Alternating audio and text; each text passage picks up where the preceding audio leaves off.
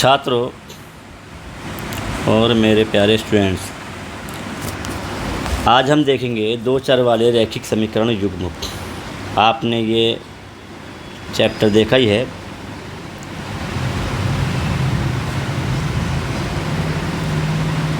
बहुत ही खूबसूरत चैप्टर है ये।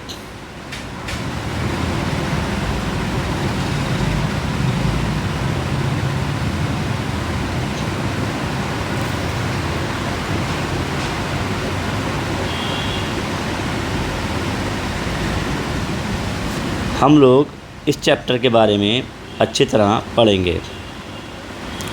दो चर किसी भी समीकरण को आप सामान्यतः single variable for example x या वाई के रूप में सॉल्व पिछले कक्षाओं में कर चुके हैं, लेकिन इन कक्षाओं में और कक्षा 8 से ही रैखिक समीकरण दो वेरिएबल में स्टार्ट हो चुकी है। 7वीं कक्षा तक आपने एक ही वेरिएबल या एक ही चर में समीकरण को हल करना सीखा था। अभी दो वेरिएबल, एक तो x है और एक y है। इनमें आप समीकरण बनाएंगे, उस समीकरण को हल करने की कोशिश करेंगे। एक और बात, इस समीकरण को हल करने के आपके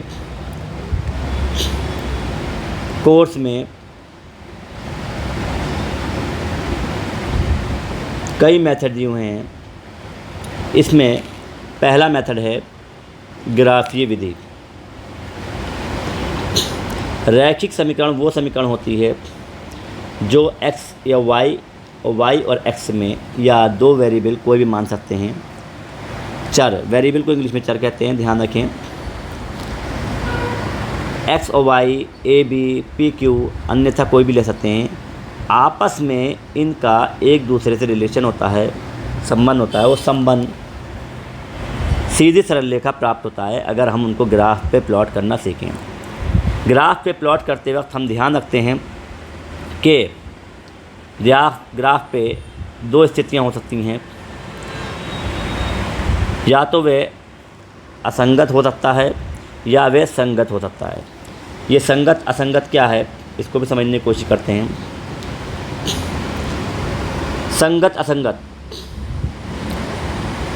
असंगत का मतलब है रेखाएं यदि एक बिंदु पर काटती हैं, जैसे कि ये रेखा काट रही है ये वाले बिंदु पर, तो प्रतिच्छेद कर सकती हैं या काट सकती हैं या इंटरसेक्ट कर सकती हैं, तो इस स्थिति में समीकरण युग्म का अद्वितीय हल होता है। अद्वितीय इंग्लिश में यूनिक कहते हैं।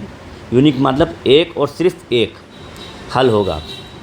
दूसरा पॉइंट क्या है देखते हैं।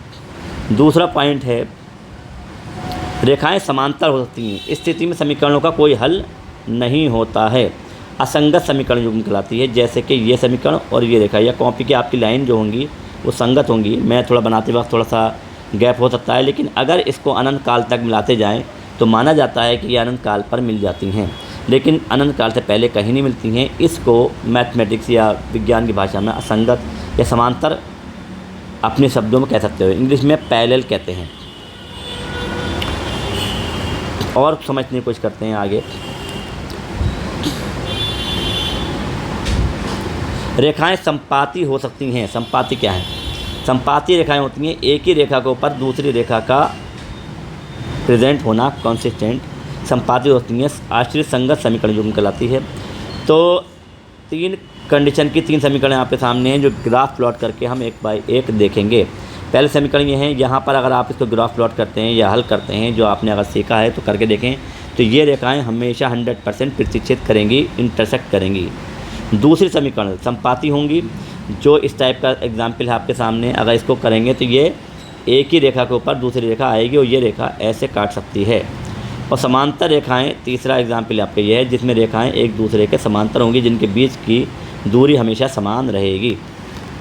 इसके लिए और भी शर्तें हैं। A1, A2, B1, B2, C1, C2 के रूप में क्या शर्तें हैं समझते हैं।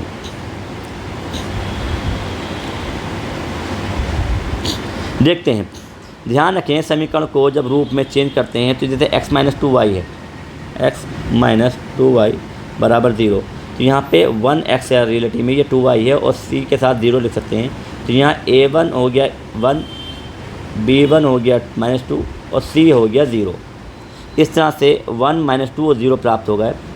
इस तरह से A2 3 होगा, B2 4 होगा और C2 -20 होगा। 3 4 -20 प्राप्त हो गए।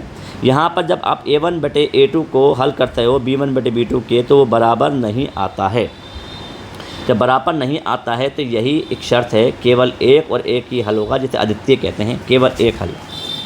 x - 2y बराबर 0, 3x + 4y - 20 बराबर 0 को जब आप हल करोगे तो इस तरह से हल करोगे। A1 A2 1/3 आ रहा है, B1 B2 -2/4 आ रहा है, जो कटिंग होकर 1/1 और 2 हो जाएगा माइनस का।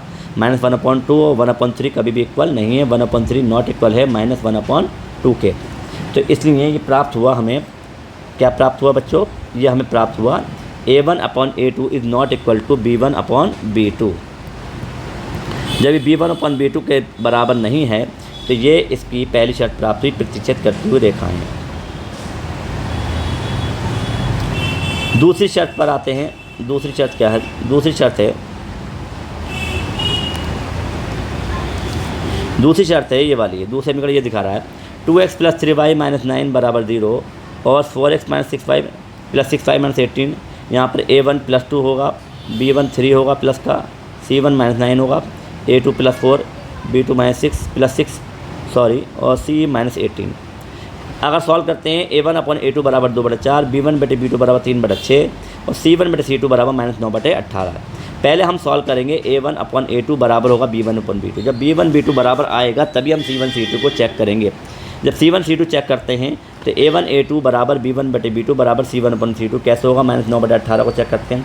पहला था 2/4, कटिंग कर लें, 2 × 2 2 × 4, 3/6 को भी कटिंग करते हैं, 3/6 कटिंग होगी, 3 × 3 3 × 6, -9/18 को चेक करते हैं, -9/18 C1 बटे C2 है, 9 × 9 9 × 18, माइनस को से कैंसिल आउट कर सकते हैं।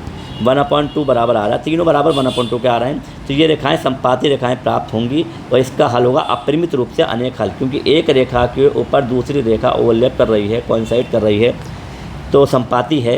तो ये रेखा कितने बिंदु पर मिल रहा है कोई नहीं बता सकता, तो ये आंसर इसका क्या होगा? अपरिमित रूप से अनेक हल होंगे, क्योंकि कई बिंदुओं पर ये आपस में मिल रहे हैं।